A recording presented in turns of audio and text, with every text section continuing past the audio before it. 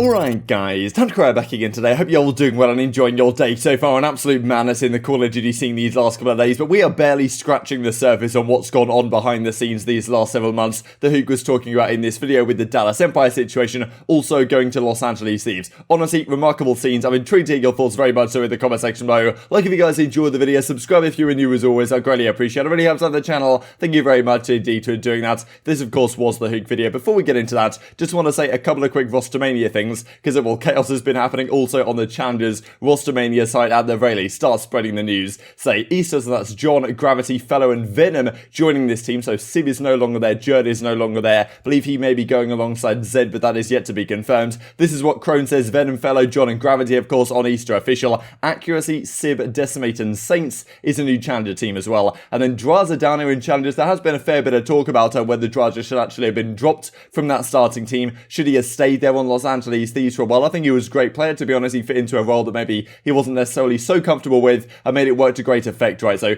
Drazah, Spark, Prolude and Mohawk over down here. I doubt, to be honest, that Thieves will consider making further changes for the rest of the season, but who knows what's going to happen, right? Jacob said that before when they had this previous lineup, the fact that they were pretty confident this was going to be their team for the rest of the season, and then just a couple of weekends later, they make it obviously a significant change with Slasher and Who coming back into the team, as we will talk about their matchup a little bit later today. Also, this from Warzone news, Hijack is coming back to Black Ops Cold War. This was played in competitive hardpoint right at the start of Black Ops 2. It wasn't a particularly good hardpoint map. For pubs, this map's always been kind of good. I've always thought personally somewhat overrated, and I doubt it'll get its shot in competitive play either, unless something like Control happens to work, because I think people are still looking at Checkmate Control and thinking maybe that isn't necessarily the best map that we have in our rotation. So, these last couple of days, Huke of course comes out with that video. There's a lot to dive into about that today as well. And then we have the whole, Adderall, basically scandal stuff, right, where Huke said he was on it at the World Championship they won last season, and then the CDL's trying to do damage control at the world. Maybe that's the most generous way to possibly put it from their perspective. The only center the community wants.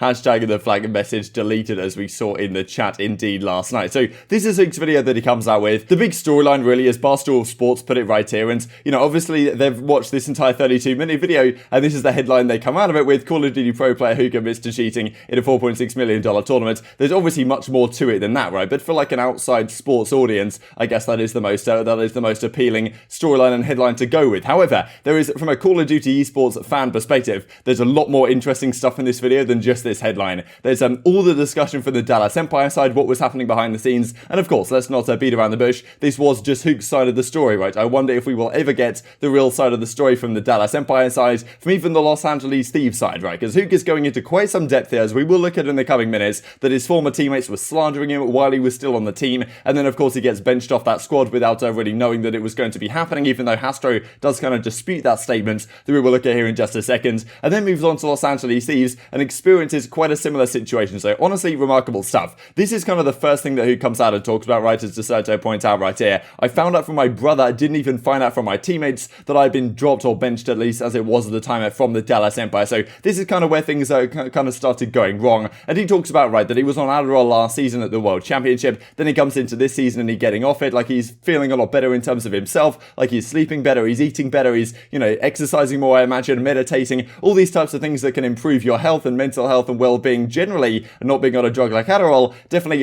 puts you in a better mental headspace. And I think some of his teammates were like, okay, why are you so happy all the time? What's going on with Huke? Something weird is going on here. And, therefore they started coming up with some other rumors, which are just absolutely incredible stuff, which we'll look at here in a second. Now, Hastro does come out with this video saying, look, I'm proud of you, Huke, and we'll look at the Huke video here in just a second, and saying, look, Ray and our staff both worked with Kyler for over a month to address gameplay issues, did not feel those issues were fixed. I let Kyler know 2 weeks in advance that we were considering benching him before we did, clearing the air there. So Huke saying like he wasn't really aware, like his brother ended up telling him that he was actually getting dropped, whereas Hastro's like, okay, yeah, I did tell him 2 weeks in advance, it was a possibility, maybe he just found out through his brother or something along those lines. Now, this is, his brother right here. We did look at this tweet a few weeks ago, and we weren't really sure what this could exactly mean. Also, stop spreading rumors about my brother on stuff you know zero about at Crimsix. Now, look, I think a lot of people are going to blame all this situation on Crimsix. At the end of the day, Crim is like the easy target. But you've got Rambo over there, who's like the head coach of this team, a very mature veteran of the scene. You've also got Shotzzy and ILLey, two players that Huke came up with, and it was Huke's decision that those two, Shotzzy and ILLey, actually got on the team, right? They were pretty much the same age group. Huke was super confident that Shotzzy would be something special, as was ILLey, and the fact that they didn't really seem to have too much to say about this whole stuff. I mean, it's just remarkable scenes. We'll have a look at it right here. So this is the too long don't watch that, well, babes, I suppose, put on the Reddit right here. And as we kind of go through with this stuff right here, started doing cold showers, meditating, eating healthy, all this type of stuff, felt a lot better in himself. But then as he says right here, he gets called out on different things like being too positive, for example. So maybe he's in such a good mental health space that playing in these, playing in their scrims and such, maybe something goes wrong and he doesn't take it like super seriously because he's in such a positive mindset, I suppose. And well, Huke's confidence gets lowered, impacts his gameplay, getting slandered by his teammates on the daily. And well, Huke tries to reason with them, right, getting talked over, wasn't being listened to. I think, this was the thing that really got me. Huke felt like he was being talked to as if he didn't know how to play the game, felt like the team didn't trust him. And then, of course, they beat Paris. Huke is super happy, and then no one says anything in the group chat, and then he gets benched straight off the team. That's what tends to happen at this point. So some memes have come out as a result of that, most certainly. I mean, this one, for example, Crim, when he heard someone on his team was eating healthy, completely mind-blown at the situation, right? And this is kind of what Huke is saying right here on a real note. Excited to be in an environment, this is when he joins Thieves, where I'm respected and can let my passion loose again. Is there something wrong with being happy nowadays? Says Huke at the time. Now that makes a lot more sense. So I'll play some clips on screen for you guys real quick, and then we'll get on to the next stuff. Someone on our team calls me, starts asking me a bunch of questions, and that's kind of where everything started. Was asking me like why I was, eating healthy or whatever it was, doing the things I was doing. Some of the things people were saying to me just wasn't right. It didn't sit right with me at all. I don't really want to get too deep into that, but just getting slandered by your own teammates on a like day-to-day basis over time. I was getting talked over, and everything I said, it seemed like it was not getting to them. I was owning up to my mistakes. And then it got to the point where I was just like, bro, like, why can't you guys hear me out? Blah, blah, blah, blah. And then I was like, okay, well, I got to the point I was like, okay, they don't trust me. I'm going to have to build up my trust. Wasn't even confident enough to like speak my piece on the game.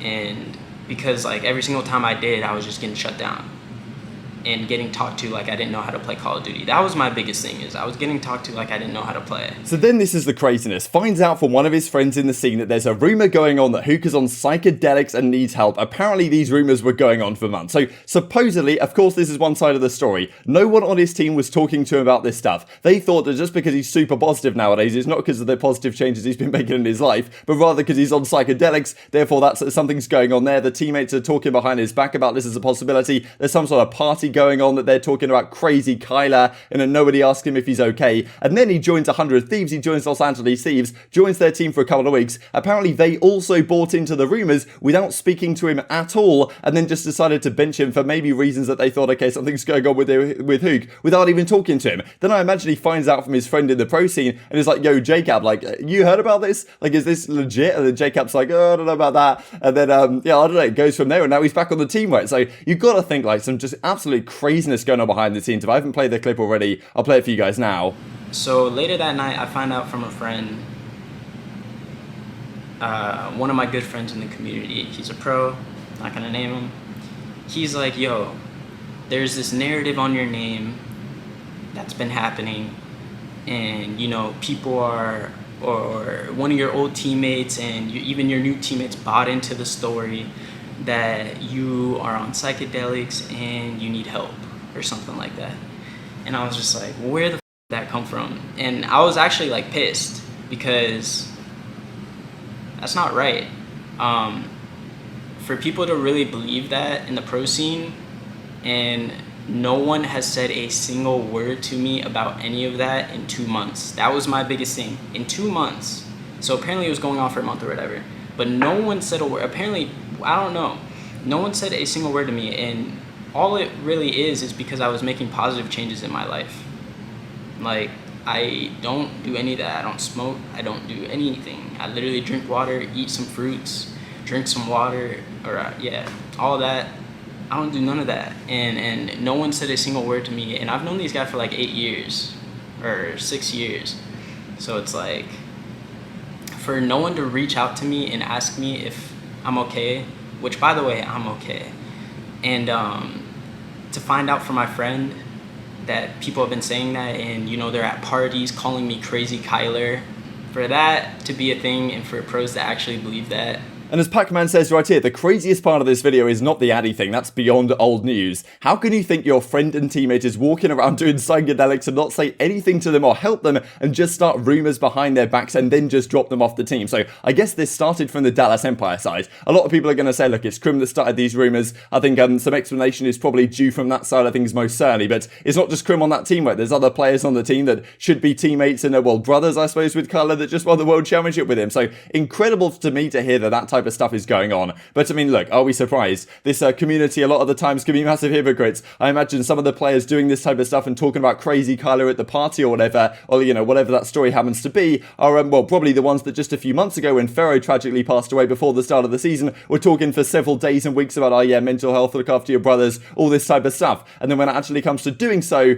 then, well, we find ourselves in this spot. Now, of course, we don't have the other side of the story, but I just wanted to give, like, my perspective on things because I think this is just one of the more remarkable things I've heard, and it does really beg the question to me, like, how many crazy things have gone on throughout Call of Duty history behind the scenes that we never have any idea about, right? Like, this has been going on just this season, right, with these crazy rumours. I don't even understand what to say at this point. I mean, the pros talk about the fans, like, talking and speculating and, you know, making rumours and stuff on Reddit and Twitter are bad, and then the pros are doing this behind the scenes. Just blows my mind, to be honest. As Potoff, that's the United Burn, says it hurts watching Huke's video. I feel a lot of esports players deal with teammates talking trash behind their back. I know when I competed, I had players throwing my name around just to stay on top of the political game. It's not fun. Teams that communicate, that can communicate and are transparent with each other will always succeed. Of course, that's kind of what we saw with Dallas Empire last season, right? Transparency, got along with each other very well. This season, it doesn't seem to be the case. All of a sudden, the team is falling apart. A guaranteed upgrade, of course, is a good kid, and hopefully we get him to see him compete for another trophy in the LAN event, which is probably coming up very soon indeed. These are the matches then for today. So much going on right now. But yeah, Los Angeles Thieves do play a game today. So Subliners Ravens, first of all, is kind of interesting because I'm pretty sure Ravens were the only team in the last group stages, back in stage 3, to actually take a series off Subliners in game 5. So whether they can do it again, I'm kind of doubtful, right? I think Subliners surely should be favourites right here. But also, the second series, Thieves versus Rokkr. This is pretty much a must-win for Thieves. You could also say it's a must-win for Rokkr because their other matchup they play is up against FaZe. So not going to be easy by any means. But Slasher, Huke, I mean, of course, Kenny now and TJ in the team. That team is back in action. So incredible. Well, really looking forward to seeing it, to be honest. And this is the situation in the group as it stands. So after OpTic's defeat yesterday to Surge, what a remarkable situation that has been. They're now 2-2. There's so many different potential tiebreakers right here where OpTic could be in like a third, fourth tiebreaker with one of the other teams that either they have a head-to-head over or they don't. They have the head-to-head, that being OpTic over Paris and Rokkr. They have it not against Seattle Surge. If they beat Los Angeles Thieves, then they qualify anyway. But if they lose to Thieves, I think there's still some world in which they can qualify with certain tiebreakers. It gets very interesting indeed. But I want to see how good Thieves are tonight. How could they look up against the Minnesota Rokkr? And obviously in the Group B side, New York Subliners are kind of running away with things, and Ravens and Gorillas are already out of the running. And tweeting your thoughts and all this craziness in the comment section below. I hope you guys enjoyed the video. If you did enjoy it, I'd greatly appreciate a like on the video. It really helps out the YouTube algorithm that you enjoyed this content. Other people like you may enjoy this content as well, and have grown the competitive Call of Duty community. Thank you for watching as always. Take care, and I will see you next time.